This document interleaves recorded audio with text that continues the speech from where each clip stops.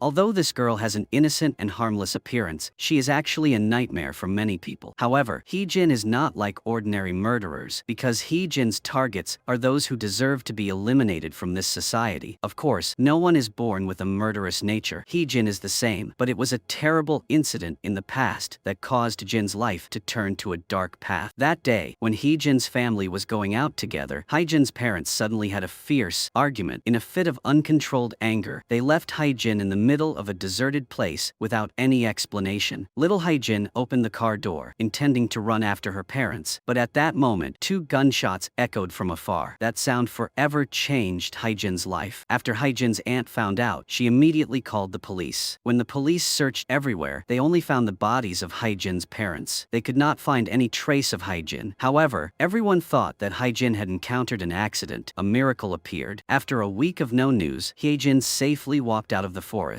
But the important thing is that Hye-jin was only 5 years old at that time. How did Hye-jin survive in the forest all that time? Not long after, a police psychologist came to Hye-jin's house to conduct an investigation. But Ha-jeon, Hye-jin's aunt, said that Hye-jin did not remember anything. At this moment, the doctor saw the photo on the table. The father's face was blackened. The doctor immediately called Hye-jin back to ask the reason. Hye-jin said that her father was a bad person, and bad people are black. Hye-jin always thought that black things should disappear, which is natural. Ha-jeon thought that his niece was joking, but unexpectedly, the next day, when Hye-jin went to the park, Hye-jin met the drunk neighbor stewing dog meat in an iron pot. It was the dog that the young man was struggling to find. The young man knelt down and cried in heartache, but the neighbor sarcastically said that he really considered the dog as a relative. People nowadays are really crazy. At this time, Hye-jin was standing not far away. Hye-jin witnessed the whole incident with her own eyes. After Hye-jin returned home, she sneaked into the uncle's house. While he was sleeping, Hye-jin lit a fire to burn charcoal. No one could imagine that a girl who was only 5 years old could do such a thing. More than 10 years later, Hye-jin had become a high school girl. That day, Hye-jin and her classmates found the body of a cat in the ruined toilet. It was the cat they often fed. Hye-jin picked up a can of cat food next to her and smelled it. She smelled an indescribable strange smell. Perhaps the cat had been poisoned to death. The culprit was definitely someone in the school. Hye-jin and her friends went to the rooftop. Together they observed the people passing by. Then, a strange smile appeared on Hye-jin's face, because Hye-jin had found the killer who killed the cat. At this time, Hye-jin asked her friend Na-young what she would do if Na-young found the killer. Na-young replied that she wanted to kill him because if he had cruelly killed the kitten, how could he be a good person? That evening, the man who killed the cat picked up the milk to drink. After that, he began to feel dizzy and nauseous. When the man staggered to the door, he discovered that the door was locked from the outside. Finally, the man died in front of the door. Outside the door was Hye-jin. She was the one behind this. While the man was out of the house, Hye-jin sneaked into his room. Hye-jin went straight to the refrigerator and poured antifreeze into the milk bottle. In order to avoid the man feeling unusual, Hye-jin didn't forget to shake the milk bottle well. After that, she waited for the man to return home. The reason Hye-jin did this was because the man had cruelly poisoned the cat in school. Since that incident, Hye-jin seemed to have been fascinated by this feeling. She began to constantly search for uncaught bad guys to take action. Hye-jin's next target was the man on TV. He was the one who was arrested for rape, but in the end he was declared innocent and released. First, Hye-jin followed Pan-seo to the milk tea shop. After that, Hye-jin instructed her subordinates to pretend to be network maintenance staff to enter the store. The subordinates used the excuse of repairing the network line. Then he copied all the data in Pan-seok's phone and sent it to Hye-jin. After Hye-jin got the data, Pan-seok's phone kept receiving messages. Fans urged Pan-seok to update the new post quickly. They hoped Pan-seok would post more secretly filmed videos. The next step was to find a way to get the perfect alibi. Hye-jin bought a lot of potato chips home to do the experiment. After Hye-jin took out the glue and added cooking oil according to the ratio, she injected the glue into the fried potatoes. Finally, Hye-jin threw it in front of the white mouse. The mouse only took a small bite and was poisoned to death. After that, Hye-jin contacted her subordinates. These people all had one thing in common, which was that they all carried a black doll with them. Hye-jin sent a message to the group. She would have a generous reward for the photos taken under the dress of the school beauty queen at the festival. Sure enough, in order to get the big prize, Pan-seok appeared at the campus festival the next day. Pan-seok wore a black hat and held a water bottle in his hand. Pan-seok kept putting the water bottle under the girl's skirts. It turned out that there was a mini camera installed on the water bottle. The black hat on Pan-seok's head was also equipped with a mini camera. For the convenience of the fans to watch the video, Pan-seok went into a hamburger hamburger shop. Pan-seok stared at the girl in the maid uniform standing in front of him. However, Pan-seok still did not know that he had been watched by the Grim Reaper for a long time. First, they put cooking oil mixed with glue into the hamburger shop. The chef did not even look, but picked up the cooking oil and poured it into the pan. Potatoes fried in cooking oil mixed with glue appeared in front of Pan-seok. Pan-seok casually picked up a piece and ate it. Pan-seok paid with his life. Hyjin's subordinates were lying in ambush nearby. Pan-seok poured another chemical into the bubble tank. The balloons that were flying in the wind were broken by Pan-seok. Later, Pan-seok passed by the place where the water balloon fight was taking place. A water balloon filled with chemical drugs hit Pan-seok on the head. This officially caused Pan-seok's death. 3 harmless chemicals were mixed together, which led to Pan-seok's death on the side of the road. The mastermind had an alibi. Hyjin was not present at the scene, but at this moment, a pale-faced woman approached Pan-seok. She begged Pan-seok to delete the video of her. When the woman saw that Pan-seok was not moving, she took out a dagger and stabbed him in the chest. Only then did the woman realize that she had become a murderer in front of so many people. She was immediately arrested by the police. When Hyjin saw the woman's expression when she was taken away, Hyjin felt uncomfortable at all, because Pan-seok was clearly killed by her. So Hyjin waited until the next day. She hacked the mall's screen. Then, she posted the entire process of Pan-seok's death, because Hyjin wanted to let everyone know that the real murderer was someone else. However, at this time there was a woman wrapped in a blanket standing in the crowd. She saw Hyjin's murder method. This man had just logged into a dark website at home when the police rang the doorbell. But Nam-hyuk was not afraid. He held a plunger to block the police. At this time, Detective Kyung-ji discovered a doll in Nam-hyuk's house. Kyung-ji rushed in to get the doll, although in the end, the police were still chased out of the house by Nam-hyuk. They also could not open Nam-hyuk's computer, but the police were sure that Nam-hyuk was related to the murderer. After Kyung-ji left, Nam-hyuk opened the window again. Nam-hyuk took a camera and took a photo of the police. Moreover, Nam-hyuk also sent it to Hyjin. This made Cho Hyjin feel very strange. Kyung-ji was not a police officer, but a detective of the insurance company. So why was she pursuing this case? Hyjin opened her aunt's wardrobe out of curiosity. She found the insurance company's access card inside. Then Hyjin pretended to be a janitor to infiltrate the insurance company. When Hyjin sneaked into Kyung-ji's office, Hyjin saw the evidence that she had murdered Pan-seok written on the board. Hyjin installed a pre-prepared listening device on the light bulb. Unexpectedly, Kyung-ji's assistant suddenly returned to the office. It turned out that he came to water Kyung-ji's plants. Just as the assistant was about to leave, he discovered a trash can outside Kyung-ji's office. So the assistant pushed the trash can to the trash collection area in the parking lot. When he turned to leave, Hyjin crawled out of the trash can. Hyjin calmly walked past the assistant. The scent of perfume coming from Hyjin made him infatuated. But when the assistant thought carefully, he realized that the cleaning staff could not have the scent of perfume on them. Therefore, the assistant immediately chased after Hyjin. Hyjin felt something was wrong and quickly ran away. Unexpectedly, Hyjin could not shake off the assistant. When Hyjin was forced to the brink, she decided to jump from the rooftop. After Hyjin broke her right leg, she successfully shook off the assistant. Hyjin then got on the bus and left. When the assistant returned to the office, he immediately reported to Kyung-ji that the perpetrator's right leg was injured. Kyung-ji quickly went to Hyjin. Kyung-ji wanted to see if Hyjin's right leg was injured. Unexpectedly, in order to prove her innocence, Hyjin stood up and jumped off the stage. Hyjin even pretended that nothing had happened. After Kyung-ji discovered that Hyjin was not injured, she immediately turned around and left. At this moment, Hyjin could not bear it anymore. Hyjin immediately took out some painkillers and drank them. This girl was pouring water into the pool where the children were playing. When Kyung-ji saw that scene, she thought that the water was poisoned, so she quickly told the children to leave. However, at this moment, the girl drank the remaining water. Only then did Kyung-ji realize that this was just a trap set by the girl. In the girl's hand was just a normal bottle of mineral water. Everything was under Hyjin's control. On this side, the colleague in charge of monitoring the car also had an accident. A strange smell suddenly appeared in the car. The coal gas that Hyjin had prepared in advance slowly spread. The colleague wanted to get out of the car, but she found that the car door could not be opened. Someone had locked the door from the outside. Not long after, the 2 people in the car had completely lost consciousness. When Kyung-ji returned, she could not see the car. Only then did Kyung-ji realize that the culprit behind the scene was not easy to deal with. If Kyung-ji continued to investigate, the colleague next to her would be in danger. After the colleague woke up, they found that the surroundings were pitch black. The 2 people could not see anything. They tried to cut the rope and opened the lid of the box to see. sea, and they found that there was a container outside. Moreover, they could feel the cold seawater under their feet. It was clear that they were trapped on the sea surface.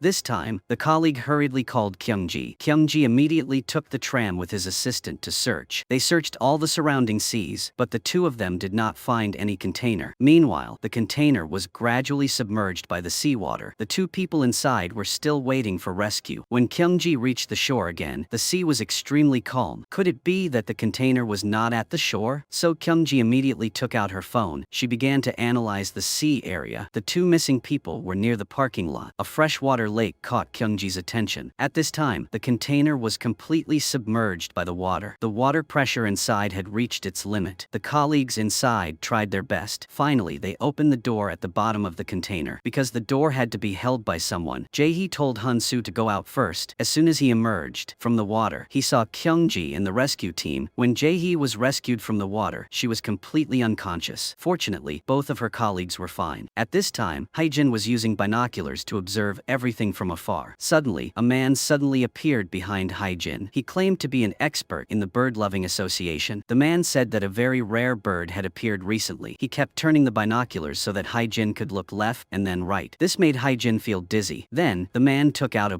paper package and gave it to Haejin. But Haejin didn't care. Haejin was about to continue observing Kyungji. Unexpectedly, at this moment, two police officers came to find Haejin. The police informed them that they had just received a report that someone was carrying drugs around here. Haejin was confused and didn't understand what was happening. Unexpectedly, the police found drugs in the paper package that the man had given to Haejin. The unlucky Haejin was taken to the police station for investigation. The real culprit was the guy who had been following Haejin. What exactly happened? However, Kyungji couldn't care that much. After Kyungji determined that her colleague was nothing to worry about, she immediately opened an investigation. After Kyungji knew that Haejin was locked up in the police station, Kyungji hurried to the police station. The man took out a bunch of phones from his backpack. Then, he picked up one of them and answered the call. Haejin announced that she would be boarding a plane to go abroad tonight. After hearing the news, everyone immediately got busy. A large number of stalkers were deployed at the suburban airport. They blended in with passengers boarding the plane. The entire airport turned into a trap to catch criminals. The strange thing was that these people were not police officers. They only followed the orders of an old woman in her 60s. She was the owner of the insurance company. This time, Jung-suk also personally went to the scene to arrest her, but Jung-suk's identity was always a mystery. At this time, Haejin's aunt had already arrived at the airport to check in. They immediately followed her. However, they could not find any trace of Haejin. At this moment, the aunt received a text message from Haejin. The two agreed to meet at the airport gate. Kyungji and her assistant were waiting outside the airport. The plane's departure time was near. The airport had also announced boarding. Hajun anxiously called her niece. The insurance company's people also located Haejin's phone. They discovered that Haejin had entered the airport. Haejin's appearance made Cho Jae-hee breathe a sigh of relief. However, as soon as Jae-hee relaxed a little, the insurance company's staff began to feel tense again. They did not find Haejin at the place where the phone signal appeared. The airport surveillance camera also did not find Haejin, but when the call was connected, they found that Haejin was at home. The phone was brought to the airport by Haejin's subordinate. After that, Haejin used a two-way call to talk to her aunt. Jung-suk had prepared a meticulous plan, but in the end, she did not get anything. The phone was thrown into the trash after the call. The airport, which was just bustling with people, suddenly became strangely deserted because the people who were surrounding Haejin had retreated. After Haejin realized that the other side had arranged a lot of people to surround her, she was not only not afraid, but also felt extremely proud because Haejin had fooled a lot of people. Just as Haejin was feeling complacent about herself, a figure suddenly appeared outside the door. Kyungji had discovered Haejin's hiding place. Kei was currently looking through the mirror to search for Haejin. Kyungji immediately tried to open the door, while Haejin was inside, trying to hold the door tight. However, holding the door tightly like this was not a good idea. Haejin opened the door and picked up the shovel beside her, preparing to attack Kyungji. After Kyungji saw this, she immediately closed the door. The situation had now reversed. Now Kyungji was the one trying to close the door tightly. At the same time, Haejin was trying to push the door open. Kyungji, who was over 50 years old, was still no match for Haejin. Not long after, the door was pushed open. Haejin somersaulted and stood up. Haejin stood in front of Kyungji as if nothing had happened. Because Kyungji often stayed at home playing games, she did not exercise often. Obviously, she was no match for Haejin. Haejin aimed straight at Kyungji's Kyungji's face and punched repeatedly. In the end, Kyungji received a fatal blow. Kyungji almost lost her life because of that blow. At the crucial moment, Kyungji picked up the paint can on the table and sprayed it on Haejin's face. When Haejin calmed down, she discovered that she had been handcuffed to her opponent. After that, Kyungji swallowed the key into her stomach. She thought that Haejin would obediently listen. However, pulled Kyungji to the table next to her. Haejin picked up a long knife and was about to slash down. At this moment, a fishing net suddenly flew over. Both of them were trapped in it. It turned out that the person who threw the net was Kyungji's mute assistant. But very quickly, Haejin used a knife to cut the net. The assistant saw this and was scared and ran away. Kyungji was also thrown hard against the wall by Haejin. After that, Haejin used a hairpin to unlock the handcuffs and ran. But not long after Haejin ran out, she encountered a patrol police led by her assistant. However, the assistant was at a disadvantage because he was mute. Haejin only said a few words and the patrol police left. When the patrol police realized the situation, Haejin used a surfboard to leave. They hurriedly drove the yacht to chase after them, but Haejin suddenly jumped into the water. The real culprit once again disappeared right in front of Kyungji. This was an extremely strange company. The afternoon tea of all the employees was just a cup of medicine, but they were still very proud because their boss was not only the chairman of a listed corporation, but he was also a candidate for mayor in the next term. There was an employee in the company who could not stand the bullying from all his colleagues, so he took the initiative to leave the company. Go-tae, the person everyone praised, made Kyungji suspicious. In order to find out Haejin's murder target, Kyungji and Jae-hi went to Go-tae's company. To probe Go-tae, Kyungji took cheap juice from his bag and gave it to Go-tae. Although Go-tae said that he really liked to drink this juice, after he opened the bottle cap, he did not take a sip. While Go-tae was discussing the case with Jae-hi, he put the bottle down on the table. This action was also seen by Kyungji. When Kyungji asked about the hidden camera case, Go-tae always had a smile on his lips, but every sentence he said seemed to change the topic. After the two left Go-tae's office, Kyungji felt that Go-tae was not an upright person but a hypocrite. Just as Kyungji said, when Go-tae was left alone in the room, he revealed his evil and perverted face. At this time, Kyungji, after standing in the elevator, counted down 5 seconds. Then, Kyungji immediately turned around and returned to Go-tae's office. Kyungji happened to meet Go-tae, who had just finished venting his anger. Kyungji immediately pretended to forget something. At this moment, Kyungji saw the remaining glass on Go-tae's pants. Kyungji concluded that this man was a hypocrite. Haejin's next target was Go-tae. Currently, the investigation team was facing a complicated problem. A person like Go-tae would die 1,000 times. If Haejin really intended to kill Go-tae, should Kyungji stop her? Because currently, Haejin's house was sealed off by the police, so she had to live a vagrant life. Haejin had to take shelter under the bridge every day. Even in such a harsh environment, Haejin still resolutely made a plan of action. The next day, when Go-tae was preparing to go to work, 4 large trucks appeared to act as his bodyguards. As Go-tae drove into the company, more than 10 people dressed in black bowed to him. Because Go-tae was not only the chairman of a listed company, but he was also a future candidate for mayor. But even though Go-tae had such a high position, he still could not escape Haejin's punishment. That morning, a package appeared in front of Go-tae's company gate. Everyone was curious and ran out to see. However, just a second later, the package exploded. After Go-tae received the news, he blamed the security captain. After that, Go-tae spent a lot of money to hire bodyguards. Go-tae wanted to turn the conference room into an iron wall. However, this did not affect Haejin's plan. Not long after, the event continued as planned. At this time, Kyungji's investigation team was also monitoring the scene. Jae-hi was in charge of the command. Kyungji and her assistant pretended to be waiters. The two of them infiltrated inside with the bodyguards. At this time, Haejin's men also pretended to be waiters. He infiltrated the exhibition. Nam-hyuk pushed the food cart with a bomb into the exhibition room. Then he pressed the button. A group of small robots came out of the food cart. Everyone was immediately attracted there. At this moment, through the camera, Haejin saw that her aunt was also there. At this time, Haejin could no longer calm down, so Haejin immediately ordered her subordinates to drag Hajeon out. However, not only did Hajeon not cooperate, she also kept asking where her niece was. Kyungji discovered Hajeon's abnormality. Nam-hyuk no longer cared about Hajeon's safety and chose to escape alone. Go-tae noticed something unusual, so he jumped out of the machine. Unexpectedly, the machine behind him exploded immediately. The exhibition hall immediately became chaotic. Go-tae entered the secret exit that had been prepared in advance. This scene was seen by Haejin's aunt, so she immediately chased after Go-tae. Haejin was worried that her aunt would be in danger, so Haejin called her. At the same time, Haejin quickly ran to the exhibition hall. But just as Haejin ran across the street, a car rushed straight towards her. When Ha-jeon heard the sound of brakes on the phone, she immediately ran out. Unexpectedly, Ha-jeon fell into the trap that her niece had set for Go-taek. Ha-jeon's chest kept bleeding. It turned out that the steel bar had pierced Ha-jeon's body. When Hee-jin arrived, her aunt had stopped breathing. At this moment, everything became meaningless to Hee-jin. Even the assassination target, Go-taek, was taken away by Jae-hee. Hee-jin had no time to grieve. Nam-hyuk hurriedly pulled Hee-jin into the car. On this side, Go-taek was also taken to an empty lot by Jae-hee's men. Jung-suk began to interrogate Go-taek over the phone. It could be seen that the two people seemed to know each other. They seemed to be hiding some secret. Go-taek said that he would keep it a secret, but Jung-suk felt that only the dead could keep a secret. First, the subordinate took out a syringe. He injected an unknown drug into Go-taek. Go-taek immediately lost consciousness. Then they put Go-taek in the car and fastened his seatbelt. The subordinate started the car and shifted it to N. Then he used a piece of wood to press on the accelerator. Finally, the subordinate took a rope and tied it to the gear lever. The other end of the rope went through the car door. The two subordinates pulled hard with both hands, and the car immediately rushed forward. However, the matter did not end there. The butler calmly lit the fire. Then, the butler threw the fire onto the ground filled with oil. As soon as the car came into contact with the fire, it immediately caught fire, causing the engine to explode. This case was eventually handled as a traffic accident. After everything was handled, the police held a funeral for Ha-jeon. However, Ha-jeon's only relative was not present at the funeral. At this time, Hee-jin was sitting in a restaurant eating. At a table not far away, a mother was furious with her child. A slipper was suddenly thrown onto Hee-jin's table. When the restaurant owner saw this, she quickly ran over to apologize, but Hee-jin pretended not to care. After that, Hee-jin followed the woman outside. Hee-jin pulled the mother to the terrace. Hee-jin stuffed the slipper into the woman's mouth. Then Hee-jin prepared to push her down. The woman used all her strength to push Hee-jin down. She took the opportunity to escape. Unexpectedly, Hee-jin only sneezed once, and she threw the woman from the rooftop down. Hee-jin hurriedly ran out to check the situation and found that the woman was dead. After that, Nam-hyuk threw her body into the river. Because Go-taek was dead, Hee-jin now lost her goal of killing. Nam-hyuk was by her side, reminding Hee-jin that didn't she want to avenge her aunt? These words really aroused Hee-jin's interest. Hee-jin knew that Kyung-ji was a game addict. Therefore, Hee-jin created a game account to contact Kyung-ji. Moreover, Hee-jin also said that she wanted to meet the other person once. First, Kyung-ji sent Hee-jin the specific meeting location. Then, Kyung-ji set up a trap at the meeting point. Hee-jin had already guessed that Kyung-ji would take this opportunity to capture her. Hee-jin walked behind the man pretending to be a waiter. Hee-jin smiled and put her arm around his shoulder. The police were about to come to help, but they were also pushed to the ground by Hee-jin. Immediately after, Hee-jin pulled out the dagger that she had prepared in advance. Hee-jin made a long and deep cut on the man's arm. Hee-jin called Kyung-ji and informed her that Go-taek had been taken away by a mysterious person. However, the news reported that Go-taek's death was just a traffic accident. There were clearly many people in the investigation team, but why was Jae-hee the only one promoted and given a raise? After Hee-jin finished speaking, she immediately hung up the phone and left the meeting place. Hee-jin's next target was Jae-hee. Jae-hee was often alone at home. When Jae-hee was off guard, Hee-jin strangled her until she passed out with a scarf. The next day, when Kyung-ji went up the mountain, she wanted to find Jung-suk to ask about Go-taek's death. But Jung-suk insisted that Go-taek died in a traffic accident. At the same time, Jung-suk also blamed Kyung-ji for not being focused on her work. Every time Kyung-ji let Hee-jin escape, while the two were talking, Hee-jin suddenly appeared in front of them, wearing Jae-hee's jacket. Kyung-ji was shocked by this. It seemed like she understood the whole truth of the matter. Not long after, Kyung-ji was locked in the trunk of the car. After that, Kyung-ji was taken to a deserted place and locked in a wine barrel. Finally, a kick sent Kyung-ji falling down the mountain. The wine barrel quickly rolled down the mountain, rolled through lush forests, rolled over streams, and finally fell into a hole. After Kyung-ji woke up, she realized that she was lying in the middle of a black hole. There were only a few iron bars around to support her. Kyung-ji took off a shoe and threw it down. Kyung-ji wanted to see how deep the hole was. As a result, Kyung-ji didn't hear any sound. This meant that if Kyung-ji fell down, what awaited her would definitely be death. So Kyung-ji slowly stood up. Kyung-ji decided to follow the edge of the hole to leave. But due to carelessness, Kyung-ji almost fell down. Meanwhile, Kyung-ji's two assistants were still looking for her. Through the GPS device in Kyung-ji's shoe, they ran to a garbage dump outside the city. Suddenly, a shoe fell out of the garbage truck, attracting the attention of the two. The mute assistant flipped up the insole to see and discovered Kyung-ji's GPS device. At this time, Kyung-ji decided to try again, but Kyung-ji slipped and almost fell down. Fortunately, Kyung-ji reacted quickly quickly. Kinji used her hand to grab the iron bar. Kinji desperately followed the iron bar. Then she intended to jump over to hold on to the ladder, but unexpectedly, the ladder had deteriorated due to not being repaired for many years. Under the influence of great force, the ladder immediately broke. Therefore, Kinji fell straight down. When Kinji woke up, the moon had risen. Luckily, Kinji fell onto an old fishing net. Thanks to that, Kyungji was able to save her life. After Kyungji rested for a night, Kyungji picked up a can of fish. Then she used the lid of the can to cut the fishing net. Finally, Kyungji used the fishing net she had just cut to make a rope. Then Kyungji slowly climbed up. Although the hole was only 100 meters high, for Kyungji, it was as difficult as climbing to the sky. Time quickly passed until midnight. Kyungji had been climbing all day. Kyungji felt that she was about to reach the edge of the hole, but at this point her strength had reached its limit. At the crucial moment, Jae-hee reached out to pull Kyungji up. Jung-suk was an extremely cruel mother. She pushed her son's head into a basin full of chili sauce. She did so only because her son had fed kimchi to a girl in public. In order for her eldest son to be elected mayor, Jung-suk organized a meeting. Because Sung-tae wanted to show his friendliness to the media, he let the girl next to him try the kimchi he made, but she refused the invitation. Jung-suk's youngest son, Hyun-tae, saw this and ran over. Hyun-tae also asked the girl to try the kimchi he made. The girl not only ate the kimchi but also praised Hyun-tae. For that reason, Jung-suk called Hyun-tae to the kitchen. It turned out that Hyun-tae knew the girl. Because of her, Hyun-tae had been blackmailed by scammers. Jung-suk was extremely angry when he heard that. She immediately pressed her son's head into the chili sauce basin. After the activity ended, Jung-suk called Hae-jin. Jung-suk wanted Hae-jin to deal with the scammers who blackmailed his son, but Hae-jin said that she only killed bad guys. Jung-suk kept telling the bad things that the blackmailers had done. It was these things that made Hae-jin change her mind. A man was on the phone in the elevator. He did not notice Hae-jin hiding behind a bunch of balloons. Hae-jin let go of a balloon to cover the camera. The remaining balloons exploded one by one because they contained poisonous gas. The poisonous gas immediately spread throughout the elevator. The man wanted to press the elevator alarm, but he was electrocuted to death. Soon after, the man fell to the ground. This was also Hae-jin's easiest kill because Jung-suk was in charge of handling the corpses. The next target appeared. Hae-jin began to doubt Jung-suk's motives. The man tried to disguise himself to hide in the trees just because he wanted to eavesdrop on other people's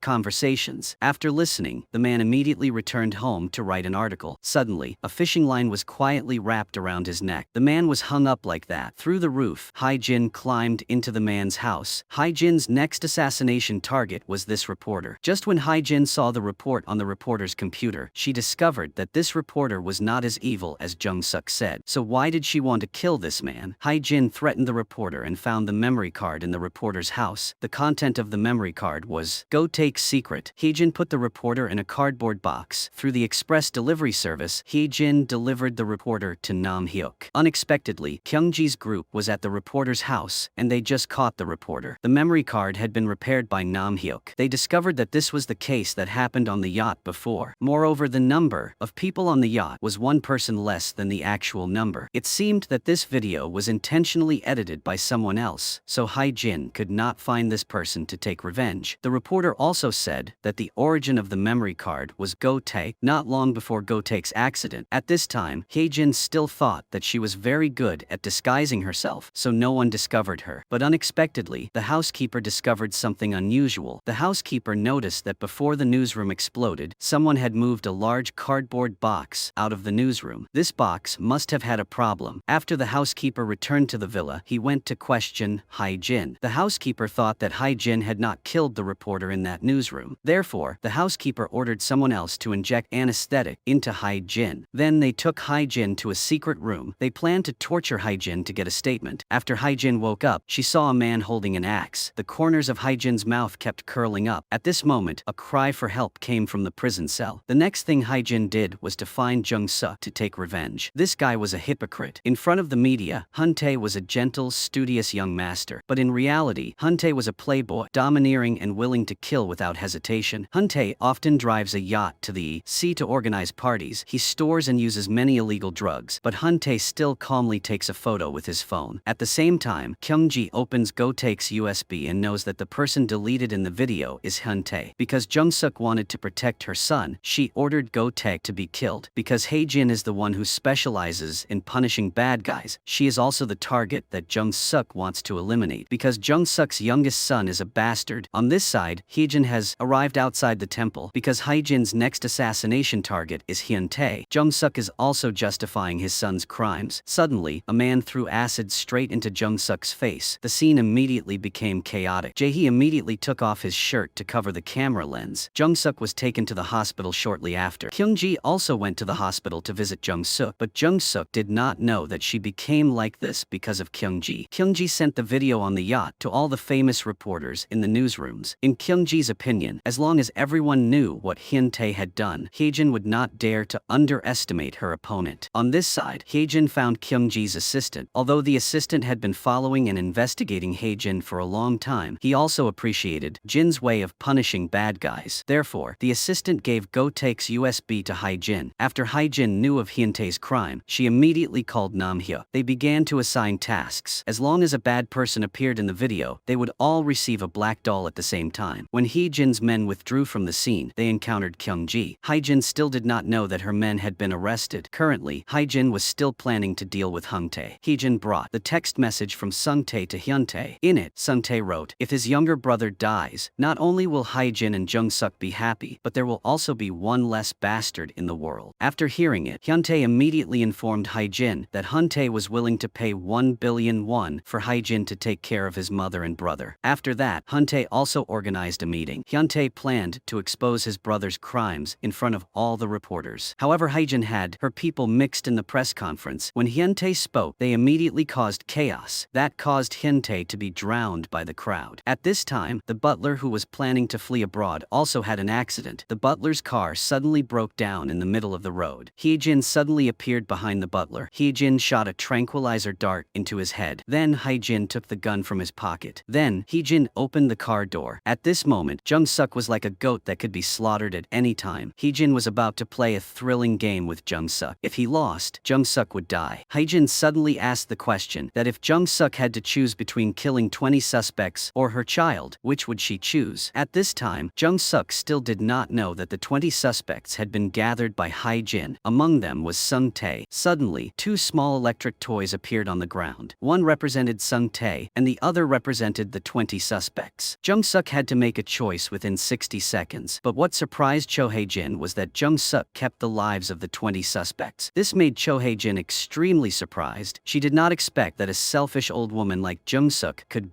do such a thing. But things were not over yet. Hyejin had Hyun-tae's billion won in her hand, so she couldn't go back on her word. Therefore, Hyejin picked up two electric toys. One represented Hyun-tae, and one represented Jung-suk. Unexpectedly, Jung-suk resolutely chose his life. This action made Cho Hae-jin very confused, because this was not Jung-suk's style. Therefore, Hyejin removed the bandage on the other person's face. In the moment the white bandage was removed, Jung-suk transformed into Kyung-ji. Hyejin found out that her plan was ruined. Hyejin couldn't have imagined that all her plans were within Kyung-ji's prediction. According to the video, in Hyejin's hand, Kyung-ji sent an assistant to find an abandoned building. Moreover, the assistant also released all the suspects. One of the suspects told the assistant that Sung-tae was still in a coma inside the building. After the assistant heard that, he immediately ran inside the building. While Hyejin was preparing to detonate the bomb, Kyung-ji immediately found a topic to talk about to stall for time. Kyung-ji asked Hyejin to give her the remote control to press. In the end, Kyung-ji really pressed the button. The whole building exploded immediately. Jae-hee immediately ran inside to look for the assistant. Luckily, Jae-hee found the assistant and Sung-tae in the refrigerator. Meanwhile, Jung-suk's men surrounded the theater. Jung-suk pointed the gun straight at Hyejin. Even Jung-suk came here with a look of revenge. Jung-suk picked up the gun and Nam-hyuk fell to the ground. Kyung-ji wanted to go check the situation but was stopped by Jung-suk. It was clear that Jung-suk intended to kill everyone. At this moment, Hyejin picked up the pistol and shot at the opponent. While they were avoiding the bullets, Hyejin pulled Nam-hyuk to hide behind the curtain, but Nam-hyuk, who was injured, was shot again and his life was in danger. When Jung-suk saw that the four had no way out, she advised them to stop resisting and stay put. However, Kyung-ji suddenly threw a bomb. Hyejin saw this and immediately ran to press the detonator. When Kyung-ji calmed down, Hyejin had already taken Nam-hyuk and escaped. Kyung-ji chased after the two and saw them getting on the train, so she decided to follow them. The three of them were in the same train car. They had to prepare for the final match. At this moment, Hyejin suddenly laughed. Hyejin asked Kyung-ji if she knew that Kyung-ji's assistant had been following her all along. Seeing that Kyung-ji had no reaction, Hyejin laughed again and told the reason. It turned out that 5 years ago, Kyung-ji was a famous prosecutor prosecutor. But one day, Kyungji's husband's student jumped into the river. While everyone was wondering what happened, someone pointed at Kyungji's husband and said that he was the one who played with the student's feelings. At that time, even Kyungji believed it. Kyungji questioned her husband about what had happened. When the husband saw that the wife he loved deeply did not believe in him, Kyungji's husband finally could not bear the pressure. He ended his own life. But in fact, the girl who jumped into the river at that time had a secret boyfriend. That was Kyungji's assistant. But because of fear, he chose to pretend not to know anything. The reason he chose to be Kyungji's assistant was because he still could not overcome the barrier in his heart. As soon as Hyejin finished speaking, Kyungji immediately rushed over and grabbed the assistant. Hyejin knew that she had succeeded, so she took out a gun and gave it to Kyungji so that Kyungji could choose between shooting herself or her assistant. Unexpectedly, Kyungji suddenly rushed to fight Hyejin. The assistant who ran to help was knocked out by Kyungji. Kyungji was no match for Hyejin. After a while of fighting, Kyungji was knocked out. Just as Hyejin was about to pull the trigger, Kyungji woke up. Kyungji immediately opened the door and hugged Hyejin and jumped out. Both of them fainted in the forest. Finally, Hyejin was arrested by the police. An endless prison sentence was waiting for Hyejin. Kyungji was taken to the hospital for treatment. Kyungji enjoyed everyone's care and attention. Finally, Jung-suk was also arrested by the police because the video was released. Hyuntae was prosecuted for intentional injury and rape. Although Sung-tae did nothing wrong, his family was still implicated. In the end, Sung-tae had to withdraw from the election list. No matter what happens, in the end no one can escape the law of cause and effect. Today's movie ends here. See you again in the next videos.